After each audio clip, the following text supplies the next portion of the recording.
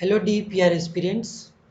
आज हम एक बहुत इंपॉर्टेंट टॉपिक को देखने वाले हैं। इससे पहले मैं आपको बता दूं कि आप ये वीडियो एक्सक्लूसिवली गूगल क्लासरूम में पहली बार देख रहे हैं और एग्ज़ाम के बाद ये वीडियो पब्लिकली अवेलेबल होंगी।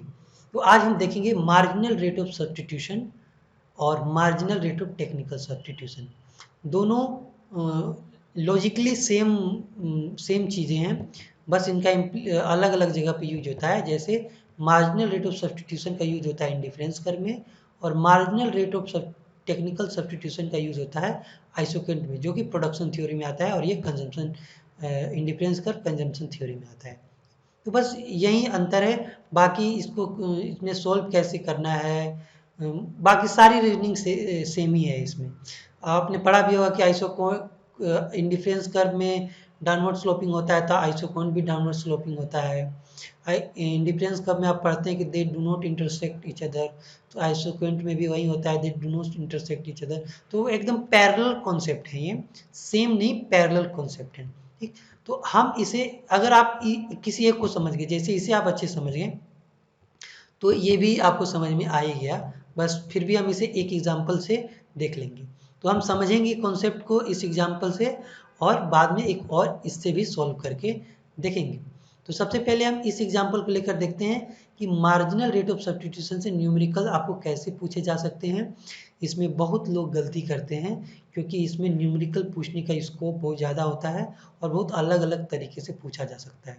तो उससे पहले आप ये फॉर्मूला बहुत अच्छे से याद रखें। मतलब marginal rate of substitution is equal to d y d x minus d y d x, ये ध्यान रखें। और ये है पार्शल डिराइवेटिव, और इसे मतलब ये हो गया partial derivative with respect to x, मतलब ये ऊपर वाला, इस ऊपर वाले को हम कहेंगे partial derivative with respect to x, और ये जो नीचे वाला है इसे हम कहेंगे partial derivative with respect to y. और इसे ही हम मार्जिनल यूटिलिटी ऑफ एक्स और मार्जिनल यूटिलिटी ऑफ वाई भी कहते हैं। अगर आपने पिछला लेक्चर देखा होगा मार्जिनल यूटिलिटी का, तो आपको पता होगा कि ये पार्शियल डिराइवेटिव ही क्या कहलाता है, मार्जिनल यूटिलिटी ऑफ एक्स और मार्जिनल यूटिलिटी ऑफ वाई। यानी जब partial derivative with respect to x होता है, तो उसे हम मार्जिनल यूटिलिटी ऑफ एक्स कहते हैं, और जब partial derivative with respect to y होता है, तब हम उसे क्या कहते हैं, मार्जिनल यूटिलिटी ऑफ वाई कहते हैं। तो ये चीज़ें हैं, तो आप कंफ्यूज नहीं होइएगा, आपको अलग अलग तरीके से क्वेश्चन पूछे जा सकते हैं। तो चलिए एक एग्जांपल से हम इसे देखते हैं। तो ये हमारा एग्जांपल है, यहाँ मार्जिनल रेट ऑफ सब्स्टिट्यूशन का फॉर्मूला है, और ये एक फंक्शन है जिसमें आपको मार्जिनल रेट ऑफ सब्स्टिट्यूशन निकालना है। लेकिन फंक्शन से पहले एक सिंपल हम देखते हैं कि कैसे फॉर्मूला बन सकते हैं। जैसे कि आपको कह दिया गया कि मार्जिनल यूटिलिटी दिया हुआ है, कुछ पार्टिकुलर वैल्यू दिया हुआ है, यानी कि आपको कहा गया कि मार्जिनल यूटिलिटी 4 दिया हुआ है, ठीक, और MRS दिया हुआ है, MRS 2 दिया हुआ है। तो आप बताइए कि मार्जिनल यूटिलिटी ऑफ वाई क्या होगा। तो सिंपल है, आपको ये फॉर्मूला अगर याद होगा तो आप इसे बहुत आसानी से सोल्व कर पाएंगे।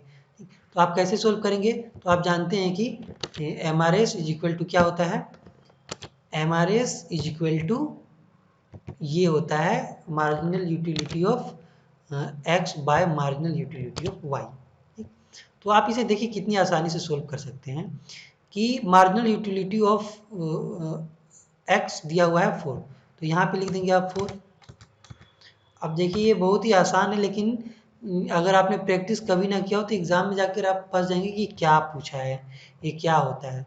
लेकिन ये कितना सिंपल है, आप बस देखिए कि MRS के जगह पे 2 दे दिया है, ठीक, तो यहाँ पे 2 हो जाएगा। अब ये सिंपल हो गया।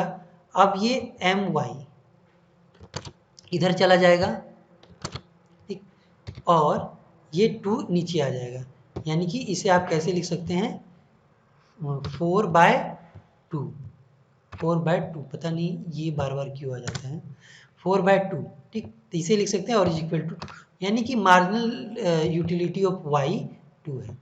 तो अगर ऐसे दिया है मार्जिनल यूटिलिटी ऑफ 4 और MRS 2 दिया है, तो मार्जिनल यूटिलिटी ऑफ वाई 2 है। तो देखिए ये कितना सिंपली सॉल्व किया, ये बच्चों की वाला मतलब क्वेश्चन है, लेकिन चूंकि आपको पढ़े नहीं होते तो ये हमारे MU ये सब देख के डर जाते हैं लोग। तो आप इसी क्वेश्चन को बहुत तरीके से पूछा जा सकता है। जैसे कि आपको ये MRS नहीं दिया हो, आपको दिया हो ये वाला, ठीक, ये दिया हो, तब आप MRS कैसे निकालेंगे? सिंपली है मार्जिनल यूटिलिटी ऑफ एक्स की जगह पे उसकी वैल्यू रख देंगे और मार्जिनल यूटिलिटी ऑफ वाई की जगह पर उसकी वैल्यू रख देंगे और आपका MRS निकल जाएगा। तो इस तरह से भी क्वेश्चन हो सकते हैं जो कि 1 नंबर के होंगे, ज़्यादा के नहीं होंगे। तो फिलहाल ये तो बहुत सिंपल था, लेकिन हम देखते हैं कि थोड़ा जो डिफ़िकल्ट क्वेश्चन होगा वो कैसे होगा। जैसे कि 2 तरीके से क्वेश्चन पूछे जा सकते हैं। अगर फंक्शन दिया हो तो 2 तरीके से पूछे जा सकते हैं। जैसे कि एक तो आपको सिंपली फंक्शन दे दे और कोई एक और वैल्यू दे दे और कहे कि आप MRS निकाल कर दिखाइए, ठीक। अब किस चीज़ का वैल्यू देगा, जब हम इसको सोल्व करेंगे तब आपको पता चलेगा, ठीक। तो जब ये वाला दिया हो तो आपको इस फॉर्मूले का यूज करना है, ठीक, इसका यूज करना है, या फिर इसे बोलिए, दोनों एक ही चीज़ है, ठीक। और जब u की कोई पार्टिकुलर वैल्यू दी हुई है तो आपको इस फॉर्मूले का यूज करना है, ठीक। अब देखिए यहाँ लिखा हुआ है कि u की कोई पार्टिकुलर वैल्यू के लिए इस फॉर्मूले का यूज करना है, क्योंकि u की अगर कोई पार्टिकुलर वैल्यू दी होगी तो वेरिएबल 3 से 2 ही रह जाएंगे। तो जब 2 वेरिएबल हो तो आप डिराइवेटिव कर सकते हैं, 2 से ज़्यादा यानी 3, u तीसरा वेरिएबल आ जाएगा तो आपको पार्शियल डिराइवेटिव करना पड़ेगा। लेकिन अगर यहाँ पे हम पहले मान लेते हैं कि u इज इक्वल टू 10 दिया हुआ है और आपको निकालना है मार्जिनल रेट ऑफ सब्सटीट्यूशन, तो सिंपली सी बात है, आप इस फॉर्मूले को लेंगे। मार्जिनल रेट ऑफ सब्सटीट्यूशन के लिए आप इस फॉर्मूले को लेंगे। तो इस फॉर्मूले से निकालना चाहते हैं तो आपको dy/dx निकालना पड़ेगा, ठीक। तो dy/dx कैसे निकलेगा? अब इस इक्वेशन को अगर u इज इक्वल टू 10 दिया हुआ है तो आप इस इक्वेशन को ऐसे लिख सकते हैं u इज इक्वल टू 10। तो ये आपका बन गया। अब देखिए कि ये रूट है, अब रूट को जब इस साइड ले जाएंगे तो ये हो जाएगा स्क्वायर और ये 10 पे स्क्वायर हो जाएगा 100 और 100 इक्वल टू x5 हो जाएगा। तो ये हो गया। तो आपको dy/dx निकालना है तो पहले तो y इस साइड होना चाहिए, तो हम y को इस तरफ ले जाएंगे। तो जब आप y को उस साइड ले जाएंगे तो क्या आपका सिचुएशन बनेगा कि ये y इधर आ जाएगा, ये x जो है 100 के नीचे चला जाएगा, ठीक। x 100 के नीचे चला जाएगा और y को हम इस साइड लिख देंगे और 100/x को हम इस साइड लिख देंगे। ये तो बेसिक न्यूमेरिकल है, आपको पता होना चाहिए कि ये सब चीज़ें कैसे काम करती हैं। तो ये हो गया y का वैल्यू। अब dy/dx निकालना है आपको, तो डिराइवेटिव निकालना है, तो ये सिंपल आपको बताया गया था कि dy/dx का यही फॉर्मूला हम लिख देंगे और हम इसे क्या करेंगे, कैलकुलेट करेंगे। लेकिन dy/dx निकालने से पहले हम देखें कि x पे कितना एक्सपोनेंट है, क्योंकि उसमें एक्सपोनेंट का काम पड़ता है। तो यहाँ नहीं दिया हुआ है एक्सपोनेंट, तो हम इस इक्वेशन को कैसे लिख सकते हैं कि ये नीचे है, यानी 1/x को हम x टू द पावर -1 भी लिख सकते हैं, यानी यहाँ हो जाएगा 100x टू द पावर -1। तो ये हो गया, ठीक। तो अब इसका डेरिवेटिव हम निकालेंगे। तो कैसे निकालेंगे? बहुत आसान है डेरिवेटिव निकालना। विद रिस्पेक्ट टू x निकालना है, तो ये है 100, ये -1 100 से मल्टीप्लाई हो जाएगा तो -100 हो जाएगा और फिर x पे के एक्सपोनेंट पे 1 माइनस कर देंगे तो यहाँ तो पहले से -1 है और एक -1 और आ जाएगा तो ये -2 हो जाएगा। यानी कि यहाँ हम क्या लिखेंगे, x टू द पावर -2, तो ये -2 हो गया। अब ये dy/dx निकल गया आपका, ठीक। तो यही आपका क्या है, मार्जिनल रेट ऑफ सब्स्टिट्यूशन है। तो इसे थोड़ा और सिंप्लीफाई करेंगे तो आप इसे ऐसे लिख सकते हैं कि x टू द पावर -2 को आप ऐसे भी लिख सकते हैं 100/x², यानी हमने यहाँ 100 लिख दिया और इसको ले लिया यहाँ पे नीचे, और नीचे लेंगे तो क्या होगा, इसका माइनस साइन जो है वो खत्म हो जाएगा। तो हम क्या करेंगे, माइनस को हटा देंगे। तो ये हो गया, ठीक। तो इतना आपका निकल गया dy/dx। लेकिन मार्जिनल रेट ऑफ सब्स्टिट्यूशन का फॉर्मूला क्या था, dy/dx में माइनस लगा था, ठीक। और ध्यान दें यहाँ भी माइनस है, मैं भूल गया, यहाँ पहले से माइनस दिया हुआ है। तो dy/dx आपका -100/x² है, यानी कि अगर इस फॉर्मूले में फिट कीजिएगा तो एक पहले से माइनस दिया होगा और आपको एक और माइनस के साथ आपको ये पूरा मिलेगा, ठीक। तो इसमें क्या होगा,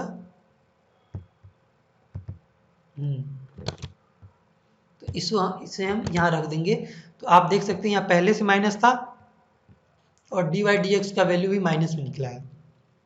तो ये जो माइनस है ये माइनस माइनस कैंसिल हो जाएंगे और हमारे पास सिर्फ बचेगा 100/x²। यानी जो हमारा पूरा MRS निकला वो क्या निकला 100/x²। ठीक, ये माइनस नहीं रहेगा। अब 100/x² निकाल लिया हमने।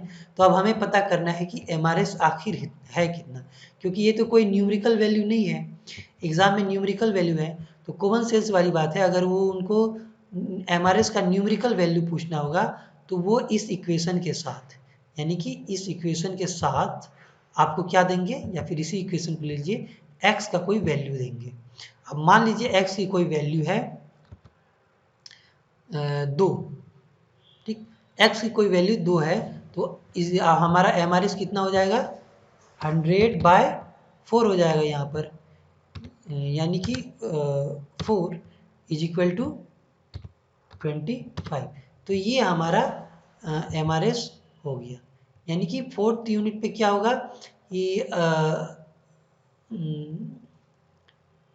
क्या जो भी हो हमारा MRS 25 निकल गया। बस ये हमारा हो गया कि हमने MRS निकाल लिया। अब ये सिंपल क्वेश्चन था तो इसमें u = 10 दिया हुआ था। अब हम देखेंगे कि अगर ये 10 नहीं दिया हो तो क्या करेंगे।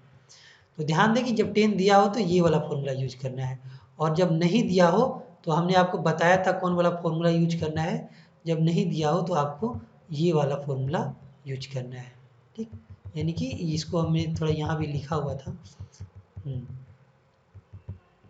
हमें ये वाला फॉर्मूला यूज करना है जब 10 नहीं दिया हो तब। तो एक बार हम इस फॉर्मूले का यूज करके इसे बनाते हैं। ठीक, तो इसको हम फिलहाल हटा देते हैं।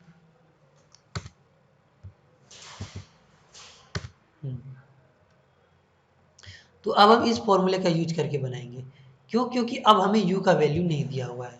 तो सिंपली इस फॉर्मूले का यूज करने के लिए हमें क्या चाहिए, पहले तो हम बता दें कि कौन सा फॉर्मूला यूज करने वाले हैं हम, ये वाला, यानी MRS = ये वाला,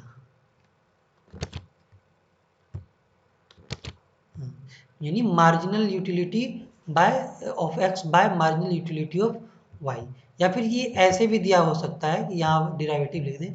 तो आपको क्या करना है, सिंपली इस सिचुएशन में आपको इसका डिराइवेटिव निकालना है, पार्शियल डिराइवेटिव निकालना है। पहले विथ रिस्पेक्ट टू x निकालेंगे, यानी कि विथ रिस्पेक्ट टू x जब आप निकालेंगे तो उसे हम कैसे सिम्बोलाइज करते हैं। सिम्बोलिकली अब मैंने आपको पहले बता चुका है कि सिम्बोलिकली हम एक सिंबल का यूज करते हैं, जैसे कि ये हो गया u with respect to x है तो यही सिंबल देकर हम क्या करेंगे x लिखेंगे। तो इसको अब हम सोल्व करेंगे, यानी इसको सोल्व करेंगे। तो इसको सोल्व करने से पहले मैं बता दूं कि ये रूट में है, और रूट में होने का मतलब मैं पहले आपको बता चुका हूं कि रूट का मतलब होता है पावर 1/2, यानी कि यहाँ भी आपका 1/2 एक्सपोनेंट होगा दोनों पे, अगर आप रूट हटाते हैं तो मैंने रूट हटा दिया तो मुझे यहाँ एक्सपोनेंट में 1/2 लेना होगा, यानी 1/1 मैंने लिख दिया 1/2 होगा। यहाँ भी क्या होगा 1/2 होगा, क्योंकि रूट दोनों पे था। अब देखिए, अब इसका डिराइवेटिव हम निकालेंगे। पहले विथ रिस्पेक्ट टू x करेंगे। तो जब विथ रिस्पेक्ट टू x करेंगे तो सबसे पहले 1/2 इधर नीचे आ जाएगा, यानी कि यहाँ हो जाएगा 1/2। ठीक, उसके बाद इसका जो एक्सपोनेंट है, यानी ये चीज़ें तो यही रहेंगी, बस अंतर यही होगा कि ये जो एक्सपोनेंट है इसमें -1 करेंगे तो ये -1/2 हो जाएगा। यानी कि 1/2 में अगर आप -1 करें तो ये -1/2 हो जाएगा। तो हम इसके पीछे पहले माइनस लगा देंगे। तो ये हमारा partial derivative with respect to x निकल गया। अब partial derivative with respect to y निकालना है, तो सिमिलर चीज़ें होंगी, बस अंतर यही होगा कि यहाँ देखिए x की जगह पे y हो जाएगा। ठीक, और इसका 1/2 इधर आएगा, और माइनस इसमें नहीं होगा, इस बार माइनस इसमें हो जाएगा, क्योंकि इसमें हम 1 माइनस करेंगे, क्योंकि विद रिस्पेक्ट टू y हम कर रहे हैं तो इसके एक्सपोनेंट पे हम 1 माइनस करेंगे और इसका 1/2 यहाँ पर लिखें। तो ये हमारा निकल गया partial derivative with respect to y। तो अब हमें क्या करना होगा कि MRS निकालने के लिए हमें इस फॉर्मूला में इसे फिट करना होगा। तो यही है कि हम ये निकाल चुके हैं partial derivative with respect to x, जिसको आप मार्जिनल यूटिलिटी ऑफ एक्स भी कहते हैं।